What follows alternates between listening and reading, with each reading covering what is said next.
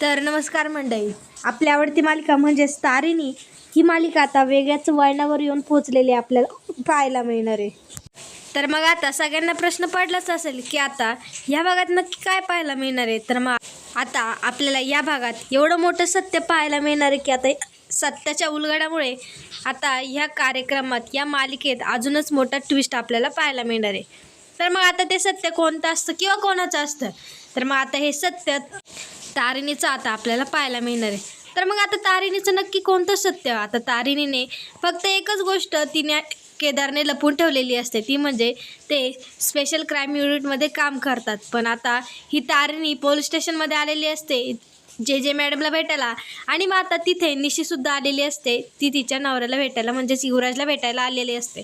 पण आता तारिणीसुद्धा तिथे असते. तारिणी जे जे बोलत असते, पण आता निशी त्याच वेळेला येते आणि ती नेमकी आता तारिणीने तिला नेमकं पाहिलेलं असतं. तर मग आता ती तारिणीला पाहते आणि मग तिने आता म्हणजे तिला ही तारिणी पोलीस स्टेशनमध्ये काय करते, ती असं रूप घेऊन का रे, आणि ती नक्की कोण आहे ह्याचा सगळा निशीने पडताळा घेतलेला असतो. पण आता तेव्हा निशीर आणि कामत डॉक्टरांना कळतं की ही तारिणी स्पेशल क्राईम युनिटमध्ये काम करते, म्हणजेच ती एक स्पेशल पोलीस आहे. हे तर आता निशीला आणि डॉक्टर कामतांना कळलंय. पण आता ते सगळं कसं कळतंय, आणि आता निशीला हे कळलंय, त्यामुळे आता निशी हे आता ती कौशिकीला कसं काय सांगते किंवा खांडेकरांच्या घरात सांगते का, हे आता आपल्याला पाहायला मिळणार. त्यामुळे हे सगळं पाहण्यासाठी हा व्हिडिओ शेवटपर्यंत पाहत राहा. तर मग आता त्या तारिणीच्या हातनं कोणीच नाश्ता वगैरे घेतलेला नसतो. इवन तिथे पद्मिनी काकूंनी तो चहाचा पेला तो सांडवलेला असतो आणि तो पेला फुटलेला असतो, आणि सगळा मात्र चहा तारिणीच्या हातावर पडलेला असतो. त्यामुळे तारिणीचा हात तर भाजलेला असतो.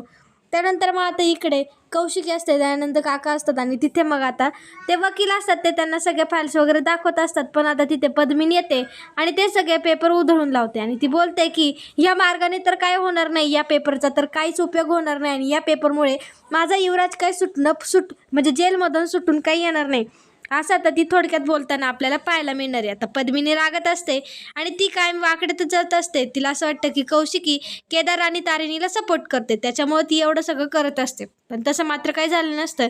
आणि आता युवराजला पोलिसांनी अटक केली, आणि ती म्हणजे तो गुलाबचा एक मित्र होता, गुलाबचे आणि त्याचे संबंध होते, ही बातमी आता सगळ्यांनाच म्हणजे कळलेली असते. आणि ती बातमी आता बापूसाहेबांना सुद्धा कळलेली असते, आणि बापूसाहेबांना तर काय तेच हवं असतं, आणि बापूसाहेबांना आता ती खबर कळलेली असते. त्यामुळे आता ते तर खुशच असतात आणि ते ह्याचीच वाट पाहत असतात की खांडेकरांवर कधी ते ब्लेम करतील आणि त्यांच्यावर कधी आरोप टाकतील, हे ते म्हणजे त्यांची ते वाटच पाहत असतं. आणि ती वाट आता त्यांनी पाहिलेली असते आणि त्यांचं ते फळ आता त्यांना मिळालेलं असतं, आणि त्यांना एखादी बातमी मिळालीच असते, ती म्हणजे युवराज आणि गुलाबचे हे काहीतरी संबंध होते आणि त्याला पोलीस अटक करून घेऊन गेलेत, हे तर आता त्यांना कळालंच असतं.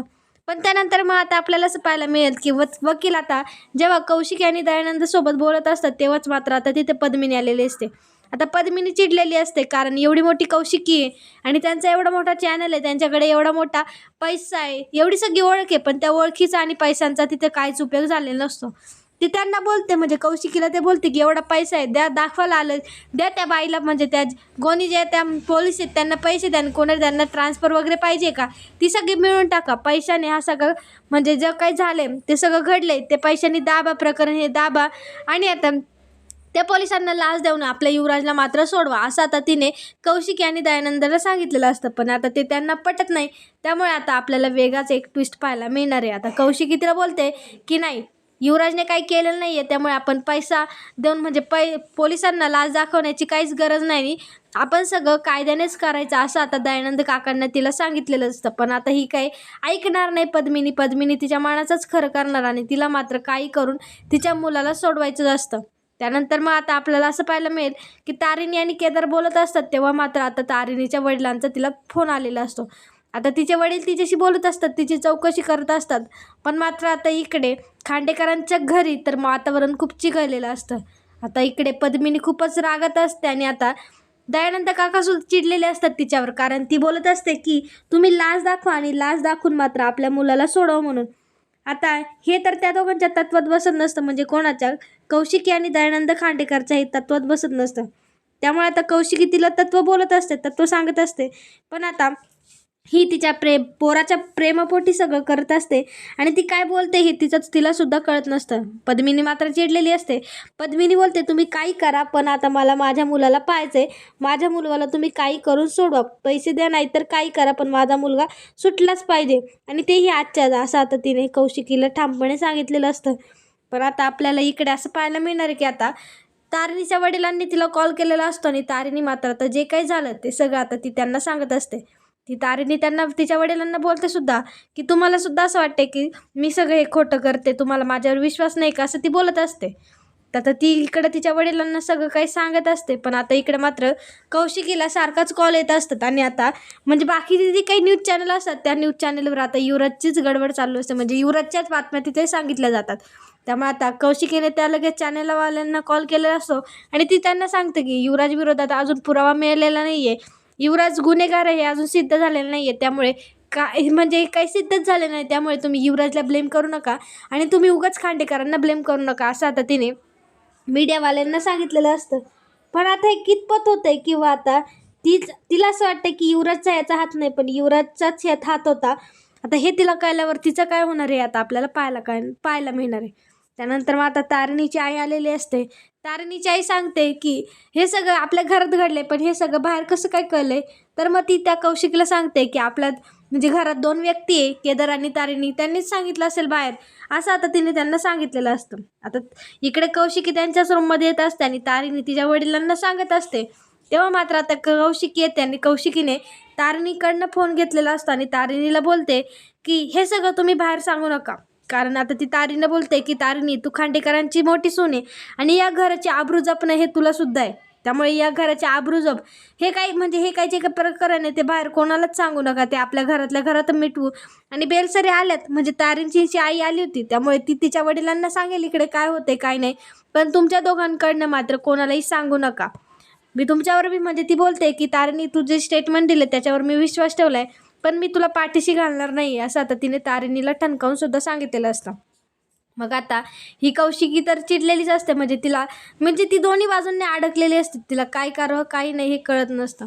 त्यानंतर मग आता आपल्याला असं पाहायला मिळणार आहे की आता इकडे तारिणीसुद्धा टेन्शनमध्ये असते. तिलासुद्धा या नक्की जे मॅडमच्या मनात काय चालू आहे हे तिलासुद्धा कळत नसतं.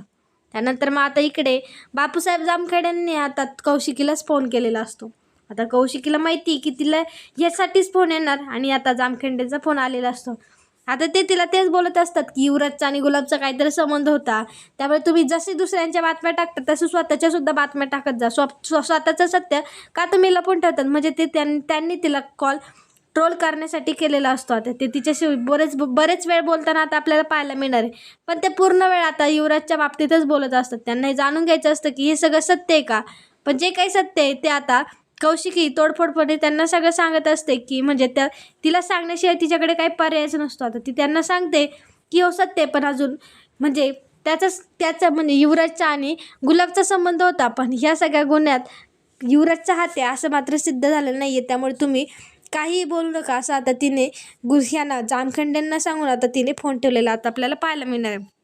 आता कौशिकी खूपच चिडलेली असते, कारण तिला घरच्यांकडे सुद्धा लक्ष द्यायचं असतं आणि आता तिला तिच्या चॅनलवर सुद्धा लक्ष द्यायचं असतं. पण त्यानंतर मग आता आपल्याला असं पाहायला मिळणार आहे की आता केदार आणि तारिणी हेच सुद्धा गुंतलेले असतात. आता तारिणीला सुद्धा कळत नाही की नेमकं जया मॅडमच्या मनात नक्की जरी काय आहे आणि त्यांनी एवढा मोठा म्हणजे त्यांना न सांगता त्यांनी युवराजला अटक केली, त्याच्यामुळेच त्यात केदार आणि तारिणीच्या म्हणजे त्यांना किती काही अडचणींना फेस करावं लागते आणि त्यांच्या मनात नक्की काय आहे हे जर कळलं नाही तर मात्र त्यांना आणखी गोष्टींना फेस करावं लागेल. त्यामुळे आता तारिणी केदारला बोलते की मला तिकडे जे मॅडमला भेटावंच लागेल आणि त्यांचा पुढचा प्लॅन काय आहे, त्यांचा पुढचा डिसिजन काय असणार आहे हे आता आपल्याला म्हणजे कळायलाच लागेल आणि आपल्याला त्याची माहिती घ्यावीच लागेल. त्यामुळे आता ही तारिणी पोलीस स्टेशनमध्ये निघालेली असते, पण आता ती स्पेशल क्राईम युनिट आहे, त्याच्यामुळे आता तिला तिचा वेश बदलावाच लागेल, नाहीतर तिला तिथे कोणीतरी ओळखेलच. त्यामुळे आता तिने वेश बदललेला आपल्याला पाहायला मिळणार आहे. पण आता मग आपल्याला असं पाहायला मिळणार आहे की आता इकडे निशी खूप चिडलेली असते, म्हणजे तिचा आता सस्पेन्स उडालेला असतो. तिला काही करून युवीला भेटायचंच असतं तिच्या, त्यामुळे ती खूप रडत वगैरे असते. युवीला जेव्हापासून अटक झाली तेव्हापासून तर तिने खाल्लं सुद्धा नसतं, त्याच्याच आता ती टेन्शनमध्ये आपल्याला पाहायला मिळते. त्यानंतर मग आता तिने कौशिकीला बोललेलं असतं की मला माझ्या युवीला भेटायचं नाही तर मी माझ्या जीवाचं बरं वाईट काहीतरी करून घेईन, असं आता ती बोलत असते. आणि ती आता खूप अशी रागावलेली असते, चिडलेली असते, म्हणजे ती रडत वगैरे असते. त्याच्यामुळे तिला नक्की काय करावं हे कळत नसतं. त्यानंतर मग आता कौशिकीला कामत डॉक्टरांचा कॉल आलेला असतो. आता ती सगळं त्यांना प्रकार सांगते, त्यांनासुद्धा सगळं कळलेलं असतं.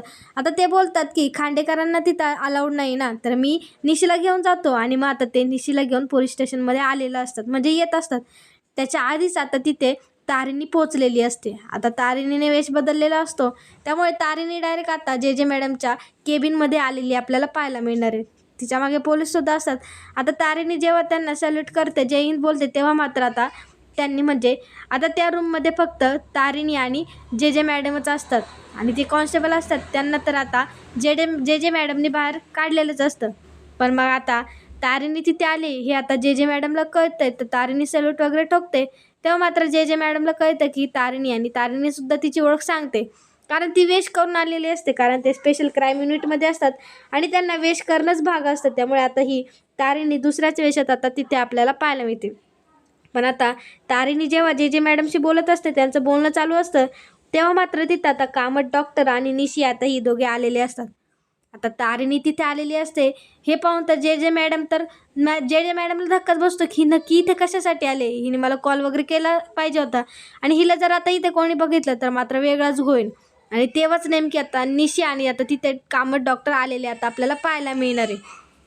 पण आता हे दोघे तिथे आले आणि ती आता म्हणजे जे मॅडमच्या केबिनमध्ये सुद्धा आलेले, आणि आता तिथे तारिणी त्यांना दिसते. आता ते दोघं तारिणींना म्हणजे त्या दोघांनी आता तारिणीला पाहिलेले, त्यामुळे आता ही निशीला सुद्धा धक्का बसतो की तारिणी इथे अशा या वेशात असं इथे काय करते, आणि ती जे मॅडमशी नक्की काय बोलते. हिचाच तर हात नसेल ना, म्हणजे या तारिणीने मुद्दामून माझ्या युवीला अडकवलं नसेल का, असं आता त्या निशीला तिथं वाटलेलं असतं. म्हणजे ती असा विचार करत असते. पण आता ही तारिणी तिथे वेगळ्याच कामासाठी आलेली असते, ती स्पेशल क्राईम युनिटमध्ये, हे आता त्यांना कळलेलं असतं. तर मात्र आता जे मॅडम आणि ती बोलत असते, आणि तेव्हाच मात्र ही दोघे आलेले असतात. आणि त्यांना आता कळलेलं असतं की तारिणीचं इथं काय काम आहे.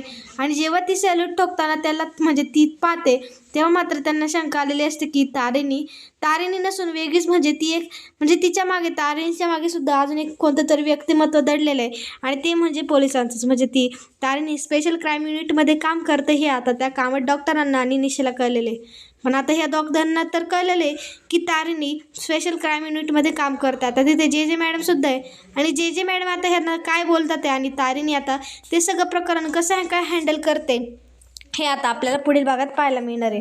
कारण आता ह्यांना तर सत्य कळलेलंच आहे, पण आता ही तारिणी स्पेशल क्राईम युनिटमध्ये काम करते हे जर बाहेर कोणाला कळलं तर मात्र आता सगळे सावध होऊ शकतात. त्यामुळे आता ह्या जे मॅडम आणि तारिणी मिळून त्यांना दोघींना म्हणजे त्या दोघांना कसं फसवतात, त्या दोघांना कसं काय गुंडाळतात, आणि तारिणी आणि जे मॅडम हे त्या दोघांना कसं काय पटवून देतात की ही तारिणी नाही आहे म्हणून ती एक स्पेशल क्राईम युनिटमध्ये काम करणारी दुसरी व्यक्ती आहे. आता हे जे मॅडम कसं पटवून देतात हे आता आपल्याला उद्याच्या भागात पाहायला मिळणार आहे. त्यामुळे उद्याचा भाग पाहायला विसरू नका, आणि आजचा भाग जर आवडला असेल तर लाईक, कमेंट, शेअर करायला विसरू नका. धन्यवाद.